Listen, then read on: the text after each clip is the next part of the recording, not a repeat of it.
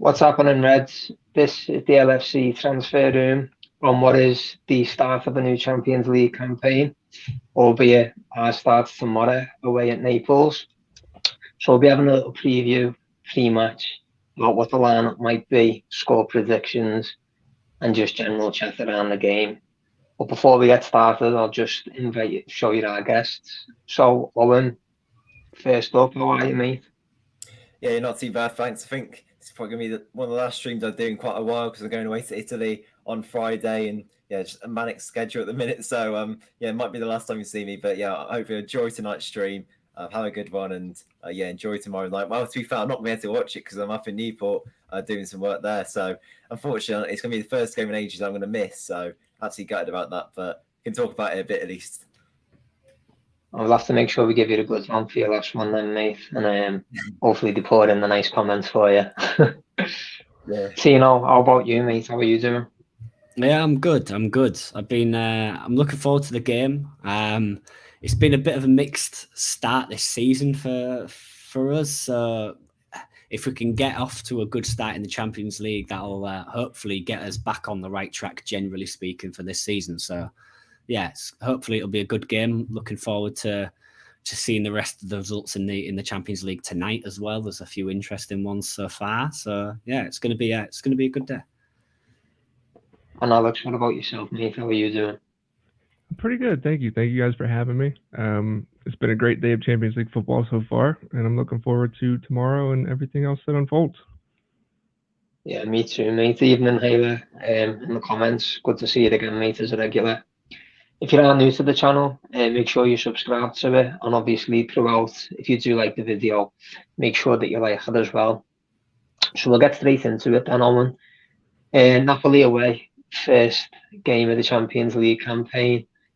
Is this our hardest game? Napoli away. Obviously, they haven't got Mertens anymore. Insigne, Carlo now at Chelsea. So is this the toughest game still, or do you think maybe not?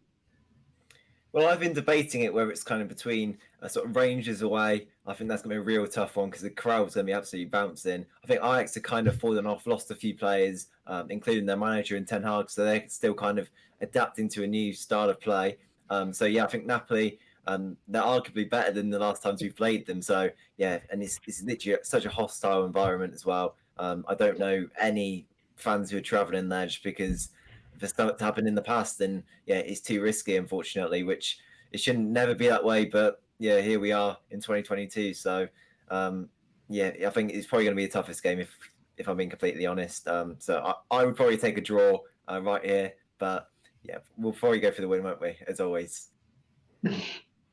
Owen touched on it there as well, by the way. If you are going to the game in Naples tomorrow, make sure you're looking at the Liverpool FC official Twitter page or the website just to make sure you're in the safe designated areas, because Naples can be a bit of a tricky place for football fans, let's just say. So make sure you're travelling safe and checking the updates if you are going there. Seb, same question to you really, mate. Do you think with the players now Napoli don't have anymore, is this still the hardest game in the group, Napoli away, or do you see it differently? I do think it's still the hardest game in the group. Our luck against Napoli in the last few years hasn't been great. Like the group stage 2018-19, we lost 1-0, I think, at away. We lost 2-0 away in the 1920 season and then drew 1-1 at Anfield. So they are a very good side. They are seemingly favourites this season, or one of the favourites this season. They've started really well this year so far in the league. So it's yeah, they've got a few players that excite me. Victor Osimhen is a very, very bright, phenomenal player. I think 30 goals and 67 appearances. Phenomenal. He has trained on his own for Napoli, so it's I think it's touch and go whether he's going to be fully fit. Lozano, I think he's back fully fit. He's a very, very bright player as well. So they've got a few notable players, a few big players, and yeah, that they have started really well this season. 3 wins, 2 draws so far in the opening 5 games. The second in the league behind Atlanta. But you do mention that the big loss really is Koulibaly to Chelsea. As much as Salah probably ripped him up in previous games, he's still an anchor. He's still a solid, unbelievable player to have in that centre of defence, which is a very, very big loss for them. It's certainly going to be a tough game, especially away. It's going to be a very hostile atmosphere, not just in the ground as we've already mentioned. So it's going to be a tough game, but hopefully we'll get off on the right foot. We'll start well. We'll press high, and an early goal hopefully will just settle the team down and allow us just to hopefully coast for the rest of the match. Yeah, let's hope so. And what about yourself, Alex, mate? Do you think Napoli away still the hardest game in this group? Given they have lost Koulibaly, obviously, as I've mentioned, but they're also missing, obviously, Dries Mertens now, and Lorenzo Insigne, who both moved on as well, which they were obviously key players for Napoli in the past. Yeah, I do. I still think it's the toughest game, especially playing at their place to start. It's so difficult there. I know that Irving Lozano and Osimhen are dealing with some injuries right now, so hopefully, obviously don't want to wish an injury on anybody, but hopefully they're, not on the team sheet against us tomorrow. I do agree. I think Rangers away is going to be very, very difficult as well, just because of the crowd. And Ajax is more in a rebuilding stage right now, so I'm not too worried about them per se. But yeah, I agree with the boys. I do think it's going to be the hardest for us over the next 6 Champions League games for sure. With that then, Owen, obviously you're all in agreement that Napoli is the hardest game away. Is it kind of best to get that game out the way? Could winning this game give Liverpool the kickstart to the season they need? Because obviously we haven't had the best start at the beginning of this season. Do you think beating Napoli and getting that game out the way could kickstart Liverpool's season? Absolutely, but yeah. Oh, sorry. Bring that up. Pardon, Jan. Jan, thanks very much for the super sticker, by the way, before Owen says. Thanks very much. Owen, go on, mate. Sorry, take the floor. So what was the question again? Is it good to get Napoli out the way first? Everyone's in agreement that this is the hardest game. So a win at Naples, do you think that could potentially kickstart our season with it not being the strongest start we've had? Yeah, I think maybe having it to the last game could have been good in some aspects, in terms of we could have just won all of our games like we did last time. And then last game, we can just go there, play a weakened side, and have a bit of an easy game maybe. But yeah, it's not ideally, it's not in that scenario. And I think a win is really important tomorrow, because we haven't had the best starts of seasons at all. And we just need a bit of momentum, really. That's what it's about. When you see some of the players come back from injury, just getting that intensity out, getting some match fitness as well, in the likes of maybe Thiago, Arthur Melo as well. So there's lots of players to come in who maybe, Diego Jota, another big name who I'm sure we'll get into. But I think just getting that win would be a big statement, and just give the boys confidence, because we've looked like we've been lacking that, really, haven't we, over the last few weeks? We've looked kind of very uncertain, very shy, very sort of unable to go and make our own stamp on the game. So I think we definitely just need that little something. And going there absolutely thrashing them would just be absolutely ideal, wouldn't it? Yeah, I agree, mate. He definitely needs a little confidence boost coming into it. We're so used to a winning machine, that it seems strange when we don't win. Tino, what about you, mate? How important do you think it is that Liverpool get a result against Napoli? Is it important that we win, or do you think a draw is okay with it being away to Napoli? Oh, if we'd have started the season well, I'd have gone, give me a draw away to Napoli, a very difficult, hostile atmosphere, a tough place to go. Give me a draw, start the Champions League group, the toughest team we're going to face. We'll hopefully get good results against Ajax and Rangers. So I'd have been more confident against Ajax and Rangers than I am against Napoli. I'd have been fine with a draw. But given the start of the season, I think we have to win it. It's at some point we need to stop saying, "Oh, does this next game kick on our season?" Because we just need to stop asking the question and actually do it.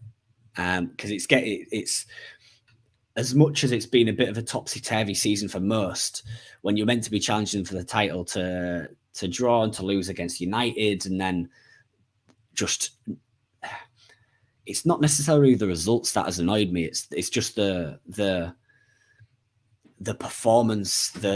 We don't look like we wanted it. We don't look like we had any desire. So to get off to that start, to go into that game and really show the intensity and the level which we can play, and which we have been playing at for a number of years now, would really, really hopefully kick off the season. And it's a big thing, because at some point we need to kick off the season. We need to go. We need to start actually taking charge of it, irrespective of the 1,000,001 players we've got injured. We need to start and go, right, this is the time. Forget everything else. Forget what's come before. Let's just go there, dominate, and show everybody that Liverpool haven't fallen off the wagon, which is a term that's been battered about since the start of the season. That we're still there. We're still going to challenge for the title, and we're still going to challenge for every single competition that we're going to play in.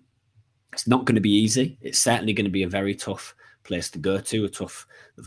They're a very, very good side, but we do have to get off to a start. I would rather have played them straight away than be wondering come the back end of the Champions League group stage, and then we need to go to Napoli away to get a result to get through, because that is a hell of a place to go when you're trying to go, when you need a win, when you need to go there to get through. That is a very, very difficult place to go to. So, I mean, you'd like to think come the end of the group stage, we'd be fine, we'd top our group, we'd coast the other games, even if we did draw or even lose tomorrow. But given the start of the season, I'm not overly confident. So we need to get off. We need to really, really, really get on to a good start this season and kick on. And yeah, I'm fed up of going into games and saying, "Oh, we need a response from the previous game." Like, can we just have one for once? Can we just actually respond to a really poor result and a poor performance, instead of saying we need a response? We did it after the United game. We did it after the Fulham game. We did it after the Crystal Palace game. We did it after the United game. We did it after the Everton game now. And it's just, can we just get on with it and actually show up for once and show that we can dominate teams and show that we deserve to be talked about among the best in European football and in world football for the next 10 years to come? Because we do. We're a phenomenal side. We're the best we're the best. We're up there. We've proved it consistently over the last 4 or 5 years with Jurgen Klopp, and this season is just frustrating. We just need to go for it. So yeah, hopefully we'll be coming out of tomorrow with a good result, and I won't be screaming into my pillow on the night time furious. But with Liverpool, you really never know. Very true, mate. I agree as well. There's nothing worse than being excited waiting for the game all week, and then you're like, "Oh, next week we'll kick on. Next week we'll kick on." You work all week waiting for the match, and then it's disappointing. But Tino makes a good point there, Alex. Is it maybe better to get Napoli out the way first away?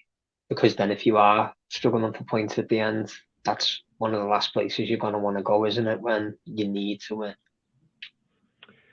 Yeah, I think in normal circumstances, when we're playing our best, I'd almost rather have them last, because then we can take care of business, and then whatever happens in this match happens. But I think right now, considering we're not playing our best, it's a statement game for us.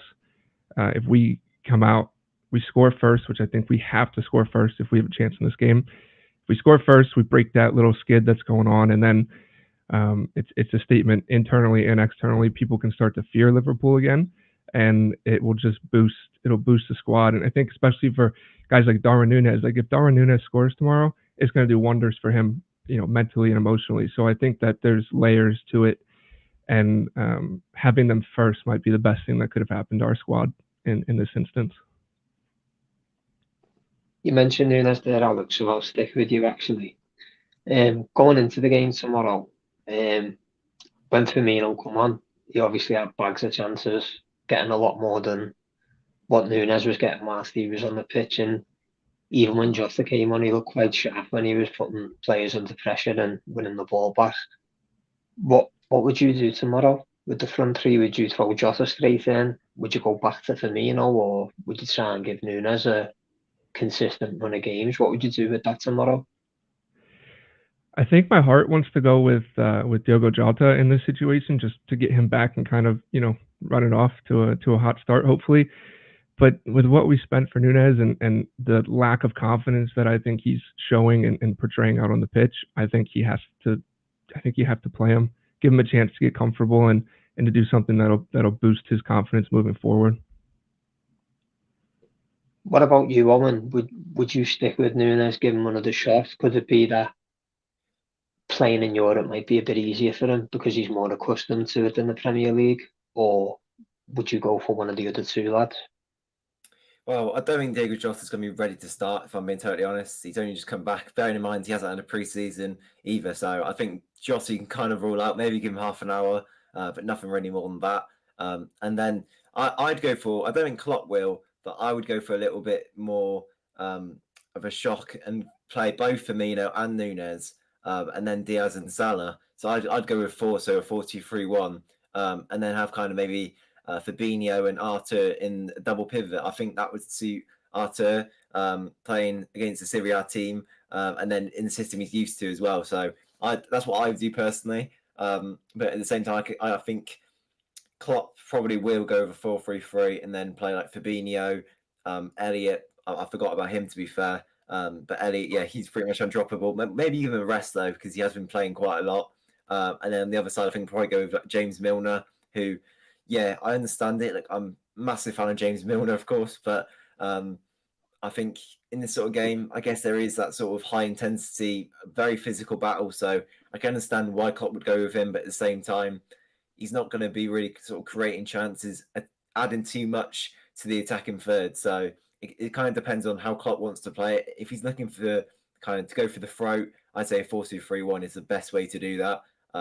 But you know how stubborn Klopp can be sometimes and refuse to change what he knows. So yeah, it's anyone's guess, really, isn't it?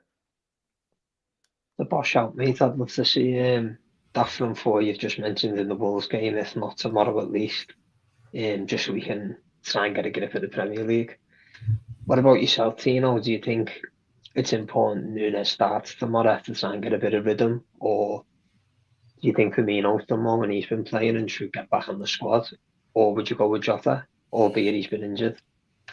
Oh, I think if you want rhythm and you want Núñez to get into the run of games and really find his groove in terms of where he fits stylistically and tactically in this Liverpool side, I think you've got to play Núñez for a run of games, 2, 3, 4, 5 games on the bounce.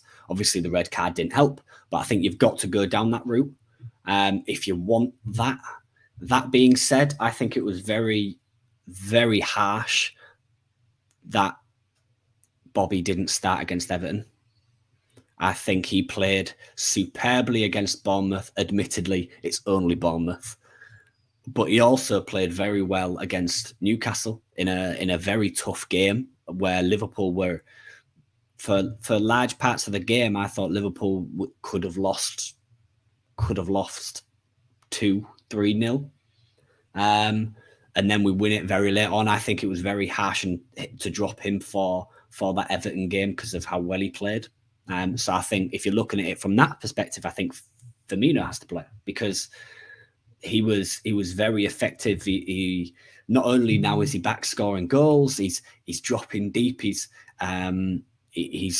that unbelievable false nine, number 10 attacker that you really, really want. That really at one point was you talked about the Liverpool system and the first name on the team sheet was Bobby Firmino. When Klopp first came in, when the first few years of Jurgen Klopp, Bobby Firmino was the guy. He was the system. So I think you've got to reward and you've got to be loyal when players are doing well. And I think it'd be very harsh not to start him in this game, given it again, it is a Champions League game, and there are another handful of games left as well. That if you want to rotate, if you want to play Núñez against Wolves, which I think you have to, because it's Premier League, it's a bit more physical. You want that focal point up front against Wolves. I think you've got to play Firmino in this game. Owen makes a really good point about the 4-2-3-1. It's been talked about a lot since Núñez came in, about how Núñez provides us such a different option in comparison to what we've previously had to that level. And I think it's a really good point. And I expected Jürgen to see it at times during pre-season, for him to just every even if it's just for 45 minutes or half an hour or whatever, just to rotate, just to try new things and different things. And it never happened. It never came up. Every game I was sat there like, oh, okay, he hasn't tried it. Oh, he'll try it next year. Oh, wait a sec.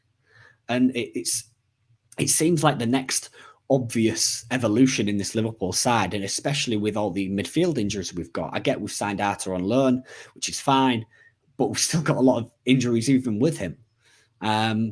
So I'd expect having two in midfield, and then you've got Diaz, you've got Salah, you've got Carvalho, who's admittedly is potentially injured at the moment. You've got Harvey Elliott, you've got Firmino, if you want to play Darwin Núñez as a focal number 9. You've got Jota. You've got so many forward options that you can rotate and chuck in and out for different games and at different times, that playing the 4-2-3-1 would be phenomenal. And it'd also put Thiago, when he's fit, back into the position that he's played so much for Bayern Munich, that he was so key and instrumental in for Bayern Munich. So I'm very surprised that we haven't transitioned into that at some point. But then again, if you look at it from how we play stylistically and tactically, we play offensively very different to the way we set up defensively. When we've got the ball, when we're pressing high, it's very much a 2-5-3. Realistically, you got your fullbacks who are basically wingers, you've got your wingers who are basically forwards, and you've got your two centre backs, and that's it as your defence, with Fabinho just in front of him. Defensively, it's very much back into that rigid 4-3-3, very, very deep at times. So I think stylistically, I would love to see us play 4-2-3. It'd solve a lot of 4-2-3-1. It'd solve a lot of our problems, and playing in the Champions League in the group stages, especially maybe in the League Cup as well, would be such an interesting way to sort of test it out. So I would love to see that, us transition into that. I think at some point he's got to go down that route, but whether he does it for this game. Jordan Henderson as well. Jordan Henderson, because he's been playing like nowhere near we know how he can. So maybe that would like spark something in him. I don't know. Yeah, I'm with you on that one. Like I said, I don't know. Alex, do you agree with the consensus on this? Is this?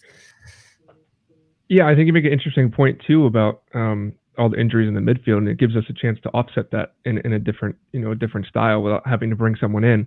And I'd love to see it. I really think it would be interesting, and I think it would work really well with the players that we have on the front side. Absolutely. That's my rant over, Jay. You can carry on now.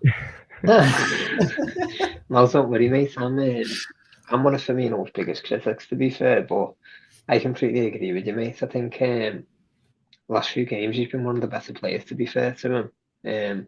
I'll criticise him when you need to criticise him, but it's not like I have an agenda against players. If you're doing well, you're doing well, and I did feel harsh for him against Everton. So I agree with you on that one, mate. But at the same time, obviously you want Núñez to get a bit of rhythm, and playing in Europe rather than the Premier League may be beneficial. So it is a lot for Klopp to think about, to be fair. One thing that definitely didn't work, I thought, against Everton was the Carvalho, Elliott, Fabinho midfield. So I don't know what you made of it on the midfield against Everton, but is this maybe an opportunity for Arthur to start, or what would be in midfield going into this game? Because it didn't really work against Everton, playing the two young lads together.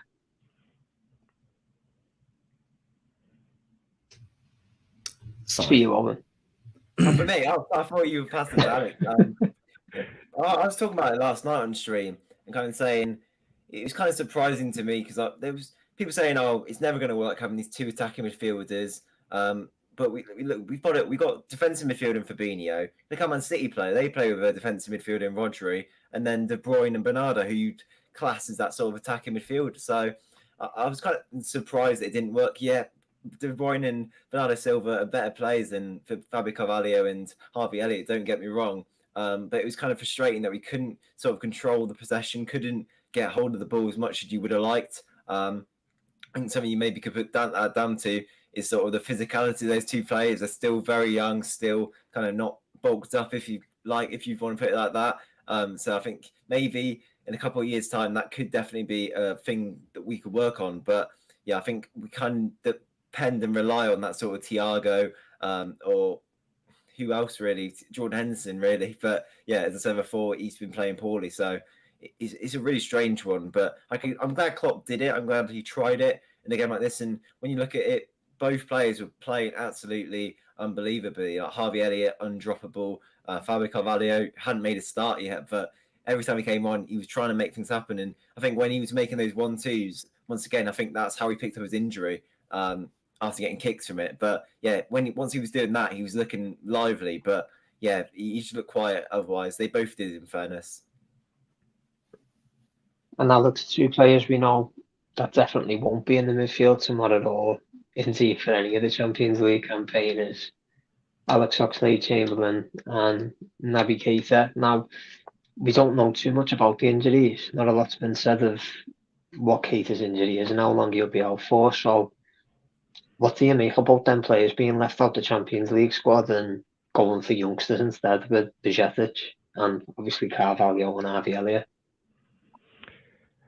It's well deserved for obviously for Fabio and those guys. I think that, I mean, I was watching Alex Oxlade-Chamberlain goals while he was at Liverpool, like in my bed last night, and he's had some special moments, but just can't obviously keep it together injury wise, and with Naby and his contract issues and everything with his injuries, which is completely it's like a revolving door; it never ends. So I think there's a part of it where Klopp got just kind of tired and felt that he should give the young kids a chance, which I don't blame him for in any way, shape, or form. I think it was a smart move. It's going to lead, to hopefully brighter things in the future, and it might have some implications on the back end with Naby Keita and Ox. But I wasn't too surprised. I was kind of hoping that there'd be a change up when it comes to the selection for UCL. And what about you, Seb? What did you make of the omission of Ox and Keita? Like I say, it's the news surrounding Keita's injury has been quite coy. No one knows what the injury properly is, the length of it of which. So what do you make of both of them being left out? Ox, I'm not too surprised at. Obviously, his injury is a big one. It's been talked about a lot. I'm not too surprised he's been left out because obviously after the group stages, you can change it. You can make amendments to your squad if you need to. So I'm not too surprised about Ox at all. As much as at certain parts, he was such a key player for us in that Champions League run, especially like everybody goes back to the Roma game and such, and he's a phenomenal player. He just hasn't had the run of games, and his fitness has been a huge issue.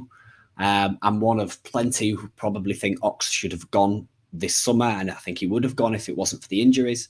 I was, in regards to the fitness of Naby Keita, it's evidently his injury is, it's either one of two things. Either his injury is bigger than everybody expected, and the club are trying to keep it under wraps because it's a very serious injury. Similar to what they did with Ox's injury in the Champions League run, they didn't tell them until after the Champions League how bad it was because it'd have disrupted the harmony of the team. Is that's the one thing in my mind that I'm thinking that's maybe the way Liverpool are going down. The second thing is because of the rumours about him leaving, because of him potentially not signing a new contract. Has Jurgen used this as an excuse to go, you're injured, I ain't going to play for the rest of the season because you still might upset and balance the harmony within the squad because he wants to leave.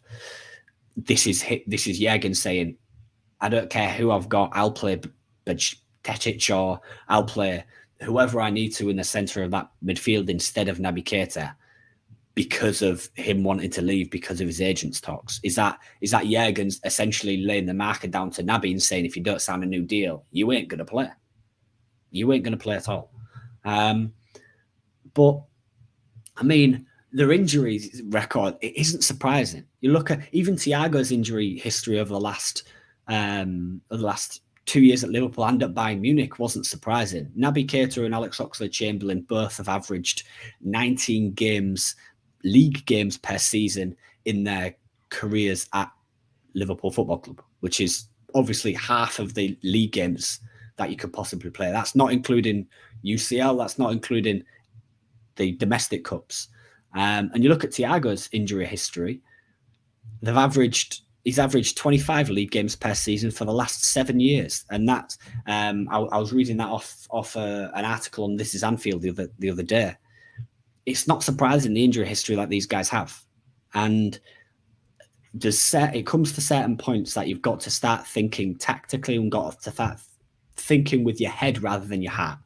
Because at times, Jürgen's been accused of loyalty and having too much loyalty to those players. And it's certainly time that Ox and Naby Keita are out the door. Leaving them out of the Champions League squad is a huge way of Jürgen saying, yep, you're done. I don't care if you get fit. I don't care if you're an unbelievable player to the rest of the season. If you're not signing a new contract or you're not good enough for this squad, you're going. Simple as.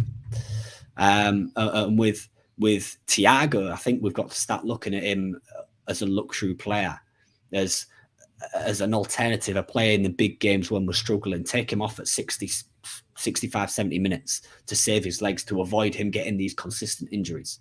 And again, it goes back to that 4-2-3-1. Do we change formation to try and avoid those injuries when we sub him off? Do we try and change tactically to try and help us long term? It's going to be a very interesting. Yeah, 100%. Ox and Naby Keita are out. I'm 100%. They should have gone in last in the summer. They should go in January. That they're not going to sign new deals. So leaving them out of the Champions League squad doesn't surprise me in the slightest. And if I'm being brutally honest, I'm quite glad, because I trust all four of us guys to play in the centre of that pack over Naby Keita and Oxlade-Chamberlain. Owen, I think I already know how you feel about that, mate. You and me might have mentioned both of them lads in the past, mightn't we? We won the debate. That's what I'm saying. We won the debate, didn't we? Yeah, it's like Dumb and Dumber them two, isn't it, really? So, not good.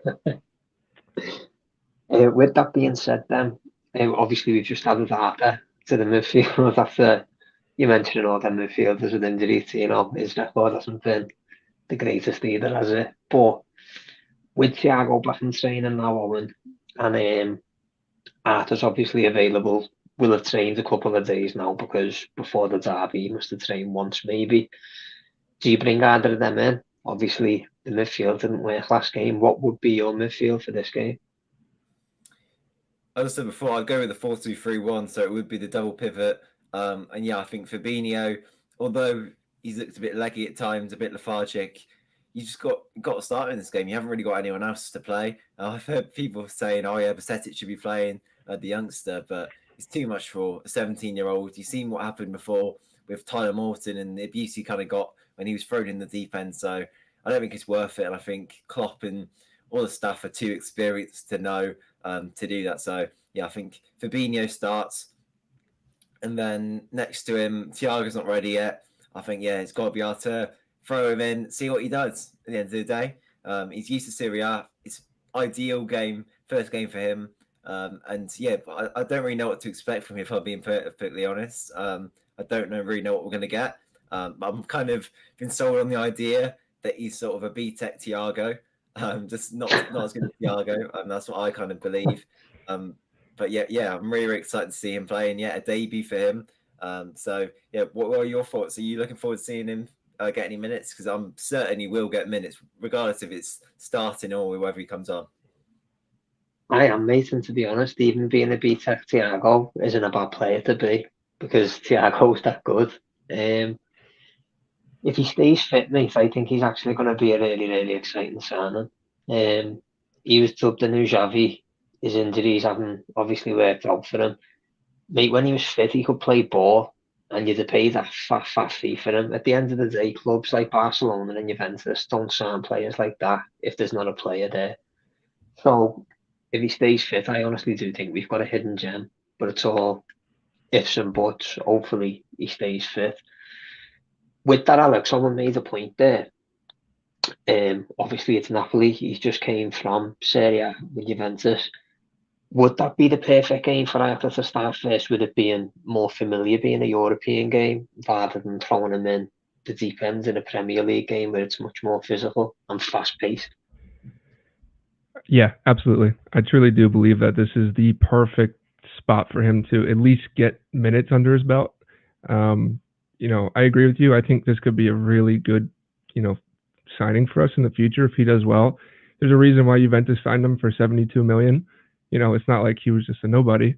So I think being comfortable in Serie A and in that environment will help him, dramatically moving forward, especially with this game. So yeah, I think it's a smart move to play him in some way, shape, or form, whether it's 30 minutes or 45. I think you got to get him out there.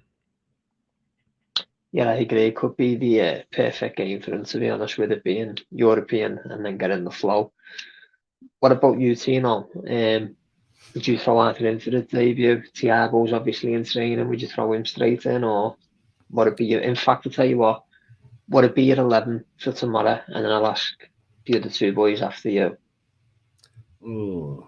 I think you've got to play Arthur. I think it's too early to play Thiago in that midfield. Even though Thiago's back in training, brilliant, love it. I don't want to just throw him in and then all of a sudden he gets injured again, because being match fit and being fit from injury and free from injury are two slightly different things. So I wouldn't want to risk playing Thiago, or at least starting Thiago. I think maybe 60, 75 minutes, bring Thiago on. You give him time to get up, irrespective of how we're playing and how we're doing. Bring him on, gives him half an hour or so to get up and run into to get ready, and then we can play him at Wolves if needed. My full team, I think the back four mostly picks itself. Alisson, obviously, Van Dijk. I think Robbo comes back in. The only question at the back four is really, do you drop Trent, because he has struggled? He has looked a bit tired. But then if you drop Trent, you move Joe Gomez out to the right, you put Matip back in. I think that's harsh on Joe Gomez, because he's played really well. And he's another player who we've often talked about, who needs a run of games to really get into the swing of things. For me, I'd play Joe as a centre-back and Trent on the right. I'd maybe, if you needed to, take Trent off again, 70 minutes or so, move Joe out to the right, put Matip in again, gets him some game time. Fabinho obviously starts. There's no really big else that you can play. Elliott, I think, has to start if he's fit, along with Atta. I don't know how much defensive work rate you're going to get out of either of those two, which is my only concern. It didn't really work with Elliott and Carvalho, but again, both of them are really young, so maybe bringing in Atta, who's a bit more experienced, and plays as a deep line midfielder a bit more, could help things. And then obviously, I think for me, Diaz, Salah, and Firmino has to start. I wouldn't play Nunez. I wouldn't play Jota. I'd maybe bring them on late on in the game if we're looking at it. But I do really like Atta. I think he's a phenomenal player. Injuries obviously have been a bit of a concern, but you look at him, he's quick on the 10, he's very tidy in possession, he can play that killer ball if he wants to. At times his passing is a bit conservative, but he does have that that ability to play that killer through ball if you do need him. Positionally, he's phenomenal, which I think is something Jordan Henderson lacks at times. He's a superb player, so I think that'd be my team. I think Arthur has to start. He's certainly going to get game time no matter what, so you have to bring him in for this one, and maybe play Thiago at the weekend instead. Owen, we know you're playing 4-2-3-1. Who's in your 4-2-3-1? You're on mute. I'm not that good at it either, mate.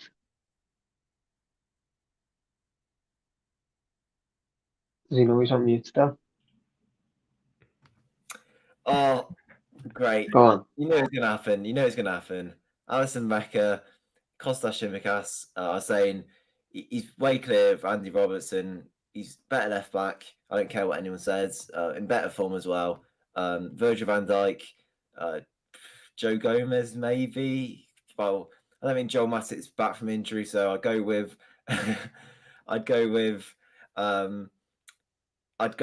Joe Gomez, yeah, because I don't think Matip is 100% fit. Maybe play Matip at the weekend. And then I go Trent Alexander-Arnold, a right back.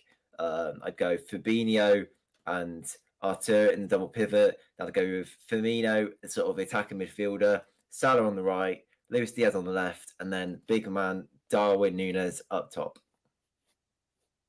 I like that. Alex, what's your team, mate?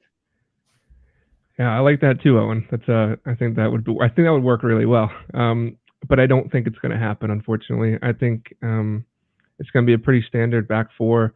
I've seen a lot of reports suggesting that Joel Matip will possibly start, which is interesting.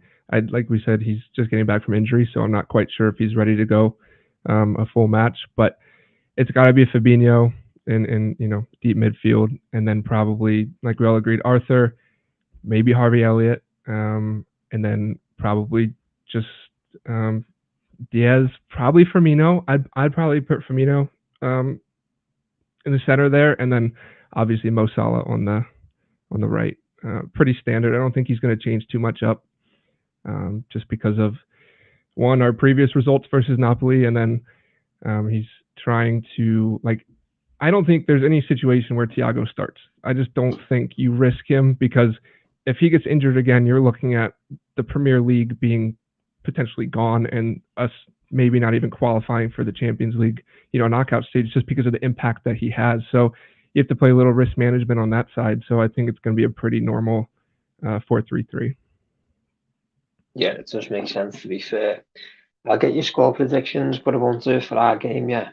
I'll do it for Rangers and Ajax. They're the early kick-off, and obviously the other game in our group. So, Tino, what score do you reckon Rangers Ajax? Rangers are at home. Rangers are at home. Ooh. I think so. I might be wrong. That changes things for me. That really changes things. I'm going to have a little gander for us. Ajax are at home. Yes. So I'm chatting shit. So Rangers are away to Ajax, but what's your score prediction? 3-1 Ajax. I think Rangers are a decent side. And I think at home they're a different beast. Irrespective of results recently, they're a phenomenal side at home. That crowd is just electric, especially in a European fixture. And I think that'll have a big impact in the away fixture for Rangers. But given it is in Amsterdam. I was trying to think of the city there. In Amsterdam, I think Ajax will just be a bit too strong. Ajax, as much as they're in a transition period at the moment, obviously lost a fair few players. I think Ajax are just that level above for me tactically. And I think their squad as a whole, even though they've lost a fair few players, as a whole, their squad is superior. But that Rangers crowd, I think, does make the difference. A lot of people are talking about Ajax going into the transition. They've got a 100% record so far, and they've still got some very, very good players at Ajax. Yeah, but They're the just league's a trash. machine that The just league's makes trash. world-class players. The league's irrelevant. It's an irrelevant league. It's just like the French league. It's pointless. Like No, I agree. could- I agree. you I could just mean bet a lot of every single people. season. A lot of people are talking about them struggling, but domestically, that they're still doing well so far. That's the thing about Ajax. They just evolve every year. It doesn't matter. They've just got a new player that comes. Owen, Rangers Ajax score. I'm gonna go with a 3-3. I think it's with a lot of goals. Ooh. I feel like I'm gonna jinx it. That's gonna be a 0-0. But yeah, I go 3-0. Tom Lawrence hat trick. It's got to be. Well, for this 3-3, mate, I'll be gutted if I miss it. Alex, your score prediction, Ajax Rangers. I'm gonna go with 2-1 Ajax. I think Rangers are gonna score first, and then Ajax brings it back, being at home. I think you're 100% correct about the fact that they always keep that wheel turning. Ajax does. They seem to get rid of players left and right, and then they're still, have really good results. So I think they're gonna be fine. 2-1 Ajax. I love Ajax. They're honestly one of my favourite teams in the world. Always have been. They just produce just the best players ever, and they always have. Like Seedorf, Davids. You can go on and on and on, can't you? Then we'll get to the important one then. Liverpool, Napoli, Tino. What score? Oh. I would love to sit here and say I'm really confident we're going to win 3-4-0, but if I'm being brutally honest, I'm not. I'm not confident in the slightest. I'm a very negative person, generally speaking, when it comes to Liverpool. So I'm gonna have to go a narrow 1-0 victory. A narrow 1-0 victory. 90th minute win I'd love. Yeah. Alisson, header, 90th minute. I'll take. Hey, you saved us against Napoli the year we won it. Should have been out, shouldn't we? That's safe from Milic. In the comments as well, if you've got score predictions, get them in. Make sure you like the video as well. And if you haven't already, make sure you subscribe to the channel so you don't miss any of the videos we've got. We're live every night at 7:30. Alex, what score for Liverpool, Napoli? As much as I would love to say that we're going to come away with the victory, I think it's going to be a 1-1 draw. I just don't see us putting up more than one goal, especially at their place. And they always find a way to just they have our number. They've just always seemed to just give us troubles left and right. So I'm being optimistic with the 1-1 draw, but hopefully it goes in our favor a little bit more. Yeah, certainly hope so, mate. Owen, what are you going for? Any more crazy 3-3-4-3 shouts? Well, to be fair, every time I've predicted us to win, we've always ended up drawing or losing. And so I'm a bit hesitant giving a score, but I'll go with 2-0. I think Salah and Diaz, they've been probably our two top, well, not top performers, I'd say, but sort of top goal scorers in that sense. So I'd go with them for the goals. And yeah, just fingers crossed we can get that early goal. And I think that would then settle a lot of nerves. And going forward, then we can go on to dominate the game. Or at least I'm hoping. Oh, 2 wins and a draw. Hopefully then it's the win and we can kick off the season properly and start the Champions League campaign well. Just a reminder, if you are going the game tomorrow and you haven't travelled yet, just make sure you stay up to date with the updates for being in Naples. It can be dangerous for footy fans. So just make sure you're staying updated on the LFC help page, just so you know where to go and where not to go. Thank you all for watching tonight. Thanks to me guys for joining me. Like I said, if you haven't already, make sure that you subscribe to the channel so you don't miss any of our videos and like the video as well. I'm Jay, this is LFC Transfer Room. Thanks for watching and see you again tomorrow.